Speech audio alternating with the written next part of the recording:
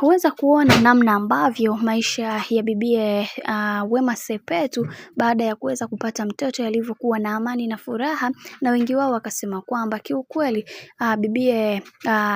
Wema Sepetu amekuwa na furaha sana baada ya yeye kuweza kujifungua mtoto, na jambo ambalo watu wengi hawakuweza kutegemea kuweza kuliona kwa upande wake, lakini leo hii Mwenyezi Mungu ameweza kumjalia na ameweza kupata mtoto wake, jambo ambalo watu wengi wameweza kufunguka vingi wakisema kwamba kwa hiki kinachoendelea Mungu ataendelea kumsimamia kuweza kumfanya awe bora zaidi katika kila hatua ya maisha ambayo anayopiga, kwani kuna vingi ambavyo watu wengi wanatakiwa kuweza kujifunza, kwa sababu watu wengi wamekuwa kimdhihaki na kumsimanga kwa haya yote ambayo yanayoendelea, maana kuna vingi ambavyo vimeweza kutokea na wengi wao walitamani kujua vingi zaidi juu ya haya ambayo yanayoendelea sasa. Hivyo Mungu si Asumani, dada yetu kipenzi tayari ameshaweza kupata mtoto, na siku hii ya leo ndio siku ya 40 ya mtoto wake, na ameweza kufurahi kwa hiki ambacho kinachoendelea, kwa sababu kila mtu anaamini kwenye kile ambacho anachokiamini, na kitu ambacho alichoweza kukisema Wema Sepetu akasema kwamba